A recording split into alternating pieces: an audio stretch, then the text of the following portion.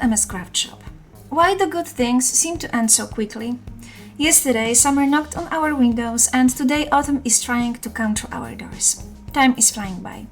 I hope you enjoyed your summer holidays, took the time to rest, and recharged your batteries for the months ahead.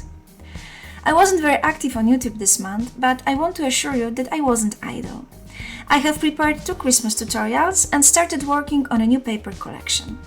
I got so much into the Christmas spirit that I didn't have any ideas for a larger project this month. I really wanted to do something different. While cleaning my craft room, I discovered small coffin-shaped wooden boxes tucked away in one of my drawers. I realized that in just a month and a half, we will be celebrating Halloween.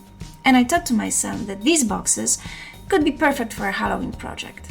And here we are.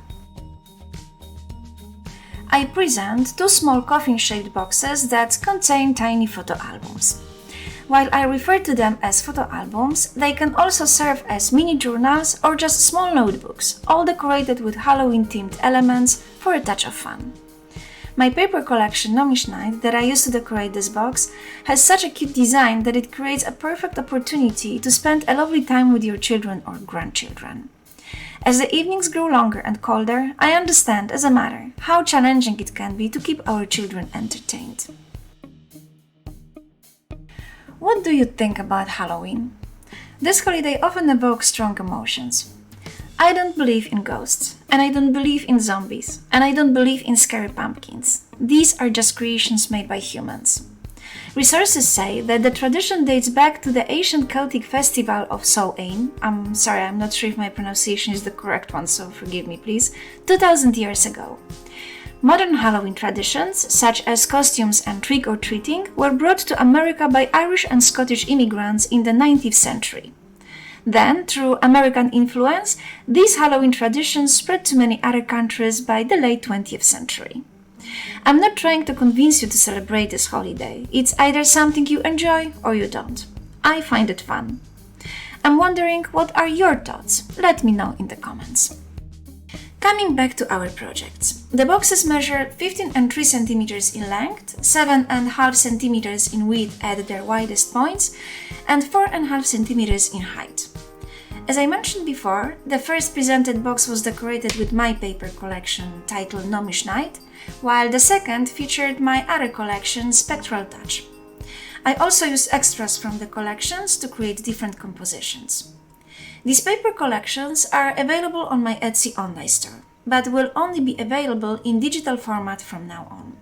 You can print them at home or at a printing service. In the second part of the video, I will demonstrate how I decorated a wooden box and created a blank base for the album.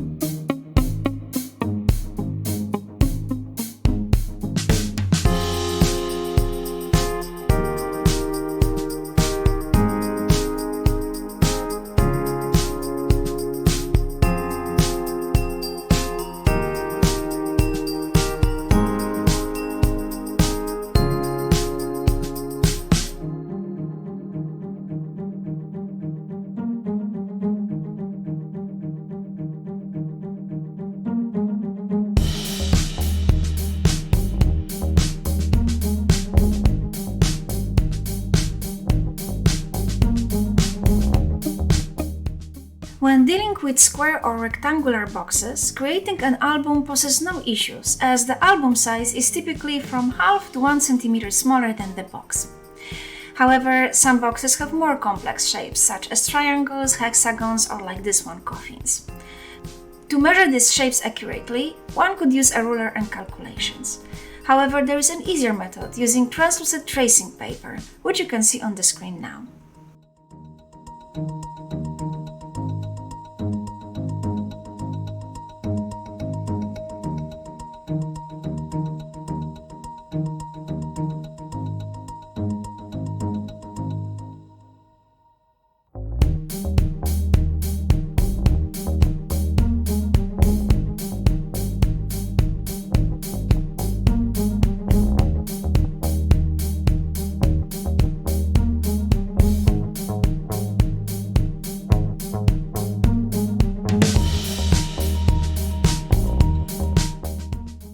To paint the box, I use black acrylic paint, applying a thin layer. Usually for larger items, I cover the surface with a thin layer of primer before painting. However, for this small box, I decided to skip this step.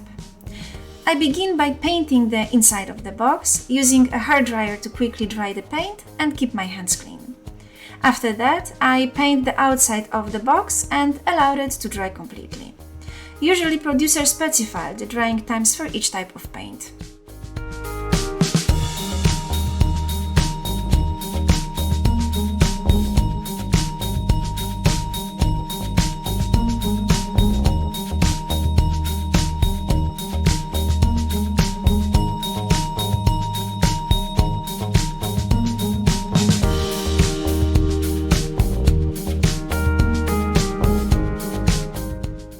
After applying the first coat of paint, the surface of the box feels rough to the touch. To smooth it out, I sanded all sides of the box using 240 grit finishing sandpaper. If you are using primer, this sanding step should be done after the primer has dried. However, since I didn't use any primer, I performed the sanding at this stage. After sanding the entire box, I dusted it off thoroughly and applied a second thin coat of black acrylic paint. Once it dried completely, I finished by covering the box with a single coat of varnish. I completed all of the above-mentioned steps in between the various stages of creating the album. I only screwed the box latch back on at the very end after decorating the box. Now we can return to the translucent tracing paper and begin measuring the dimensions of our album accurately. It's pretty simple.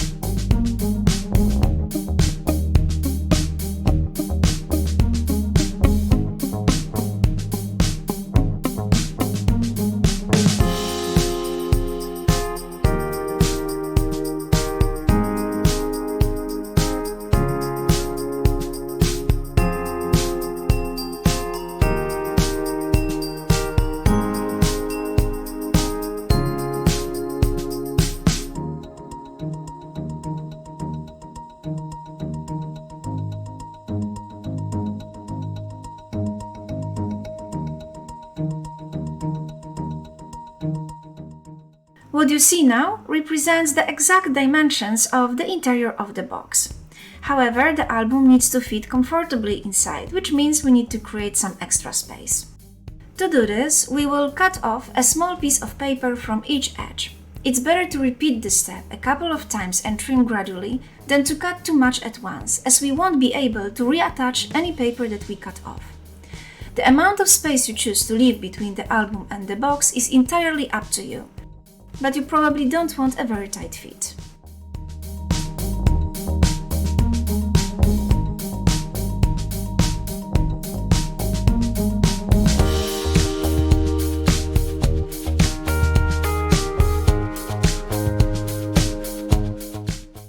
This white scrap of paper will create a template from which we can trace the pages of our album.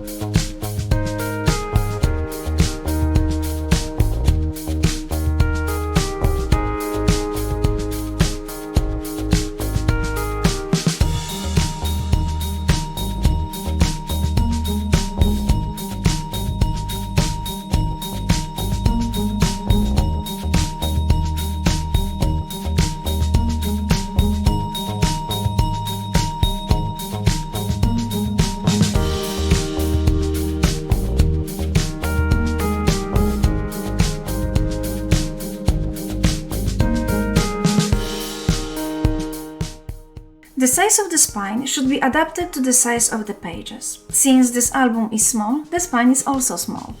When creating a larger album, be sure to adjust the spine measurements to match the dimensions of the pages.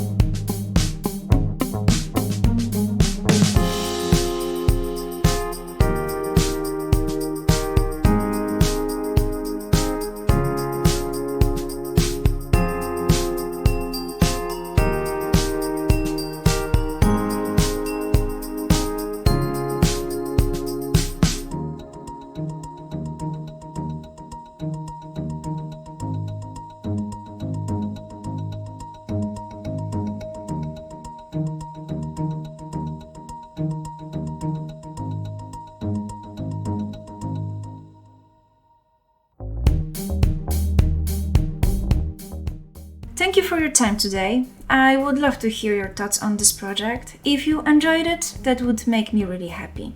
If it wasn't what you were looking for, I hope you still picked up some valuable tips that can help you in your future projects.